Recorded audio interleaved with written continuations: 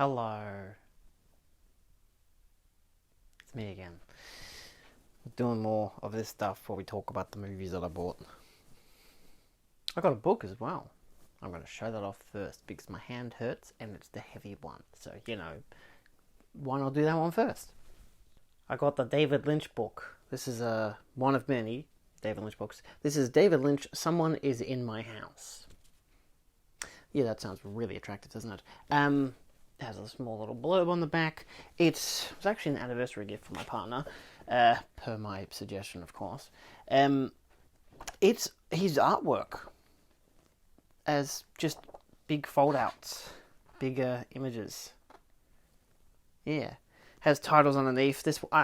Wow, what are the odds? This one is actually titled Someone is in My House. It's a 2014 lithograph on Korean paper, 126 by 168, item editions, Paris. What are the odds of that? But yeah, so it's just a great selection of his artwork.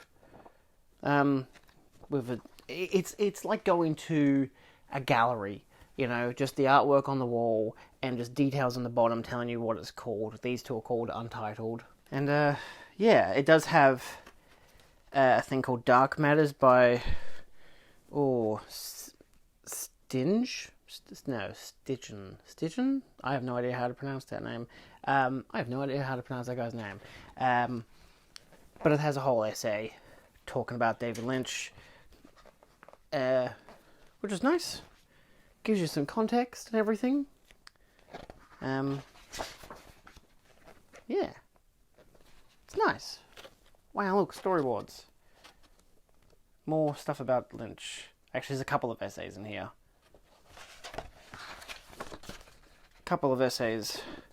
So, essays by Michael Chabon, Petra Gilroy, Hertz, and Christine McKenna. It's edited by... Shuijits? My god, I have no idea how to pronounce that name. But yeah, has a preface, has a big image of Lynch in his gallery doing a painting, which is really nice. Has context, table of contents and everything. Picture of David. So yeah, pretty cool. Now, I've been saying for the past 2 weeks now that I've been waiting for Jason to come back from hell. Well, firstly, he has to go to hell. And then he has to come back from hell. Did he come back from hell in Jason X? I don't even remember if he came back from hell in Jason Goes to Hell. I've only seen it the one time, but that was like a year or two ago. Anyway, I got the limited editions from Arrow. I mostly wanted to get them just because I'd already gotten the Friday the 13th, 2009 on 4K. I've, of course, reversed the artwork. It is a nice set, you get the theatrical cut, you get the unrated cut. I know a lot of people don't like this film, and I'd always known for the longest time that people hate this film. And yet, ironically, when I went and watched it, I was like, actually, I kind of really like it. It's weird, because I as someone who loves slasher films, I don't like seeing the same shit every fucking time. And that's why I also like the Jason films, because they're also vastly different sometimes.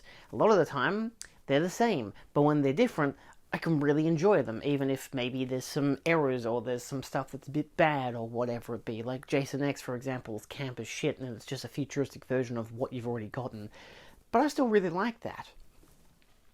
But of course, you get the 4K, comes with both discs, theatrical cut and the unrated cut. The alternate artwork is, of course, what's on the, what do you call it? The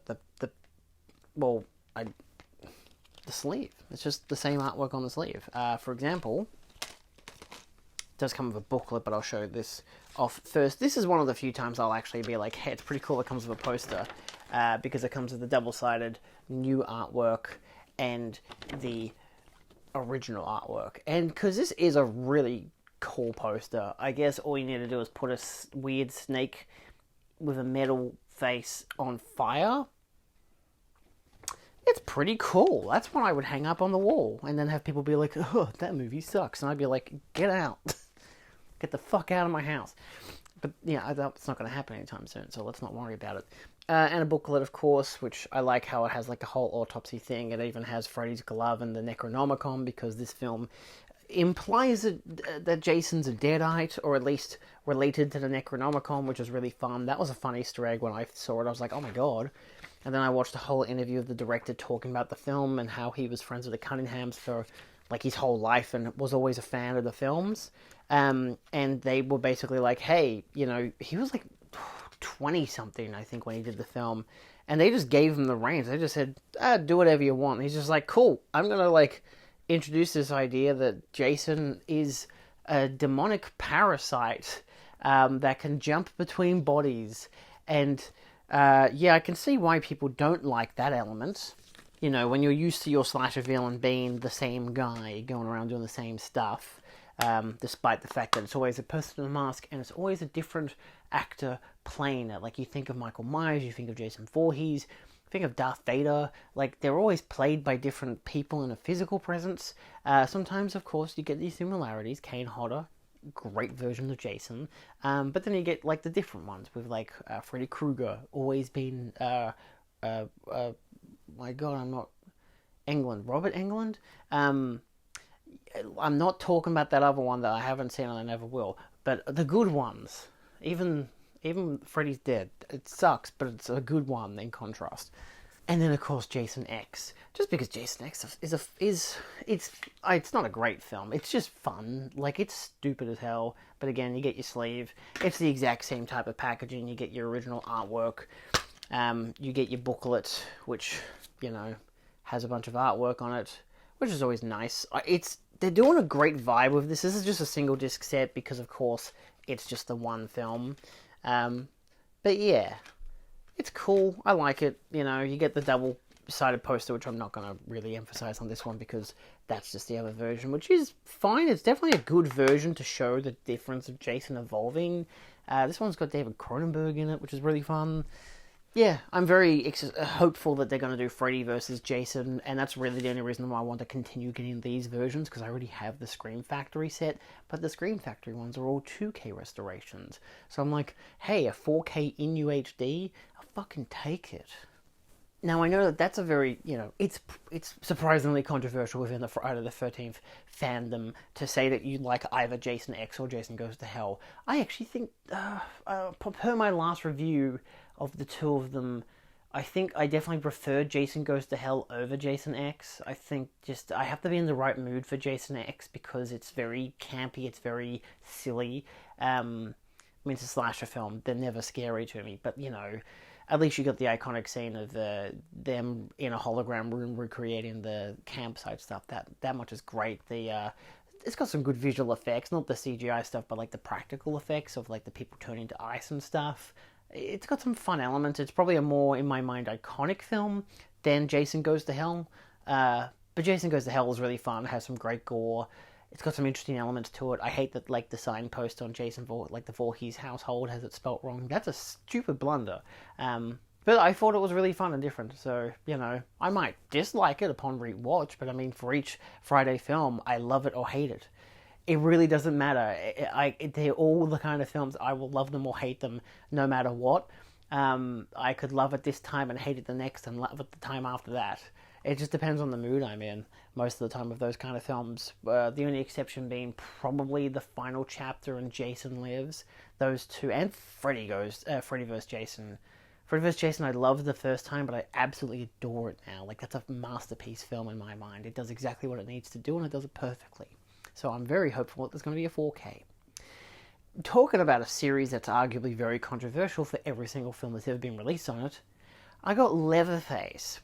Texas Chainsaw Massacre 3.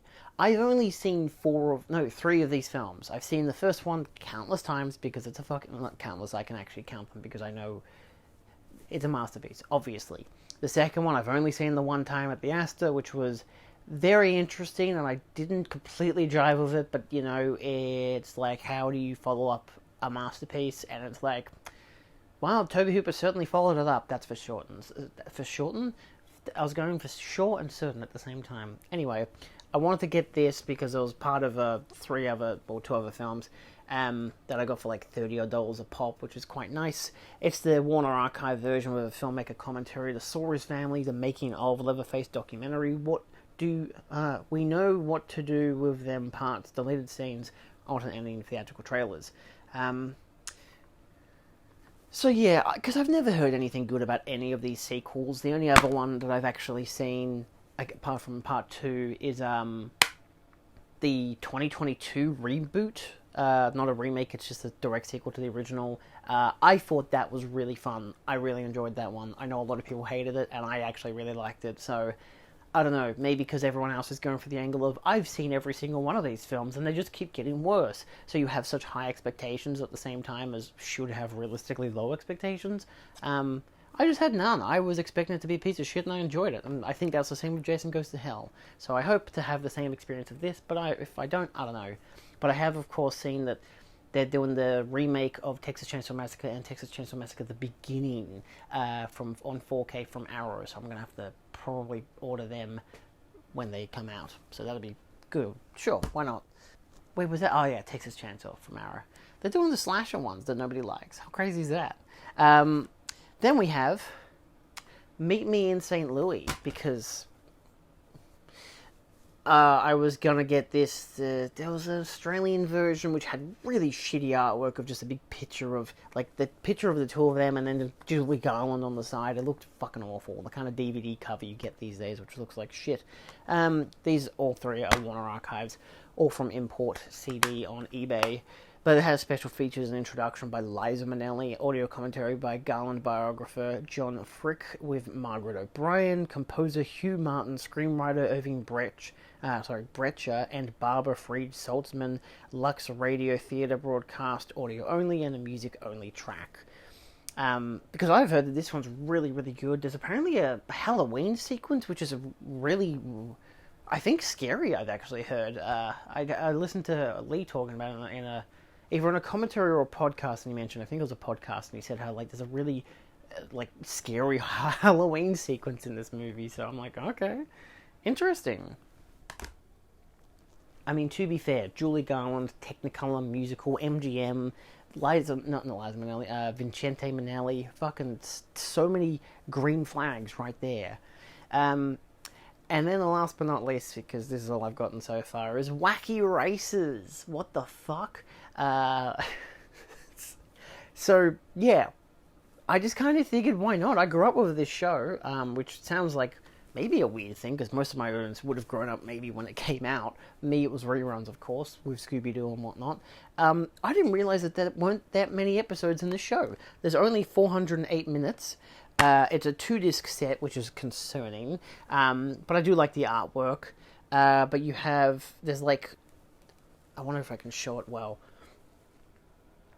The body of white text there is like every single episode on the disc.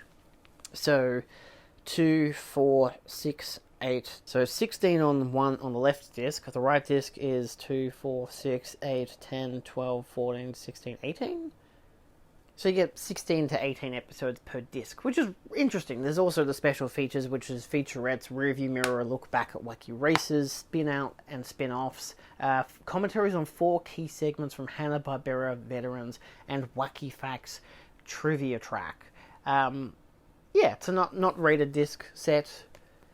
It's just one season. Do you know how crazy it is to have a show like this and to have grown up with it, and to think that it had so many episodes, but it's just that there really wasn't.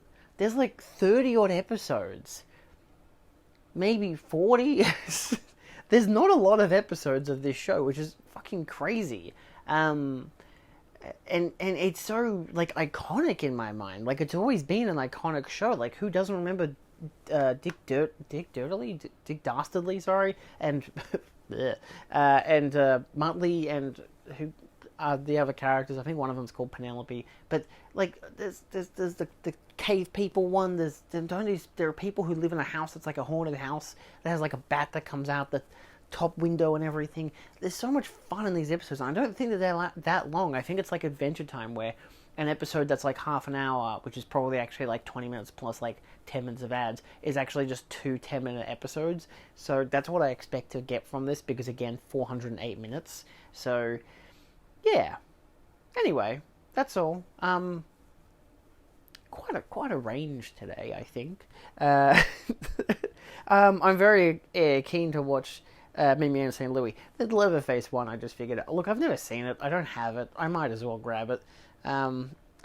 Sure, and they're all Warner Archive, and I like Warner Archive stuff, you know. So yeah, Dastardly Muttley. It is Penelope. Penelope Pitstop, and their rivals Vroom onto Blu-ray.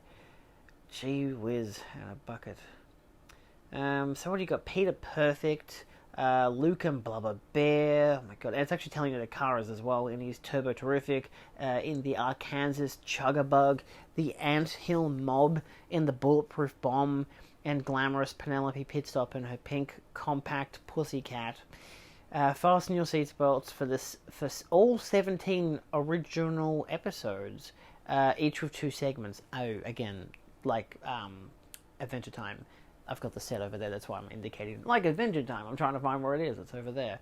So 17 episodes of 2 segments each, plus hilarious, high-speed extras that will keep you awake at the wheel, straight to the finish line. Keep you awake at the wheel? I mean, you bloody well hope so. Cool, alright, well, thanks for watching, see you kids next time. Yeah. Yay! My Wake and Fright set should be coming in soon. I haven't gotten a single notification about it. But, you know, here's hoping, because they're teasing big images of it, so I'm keen. See you kids then. Bye.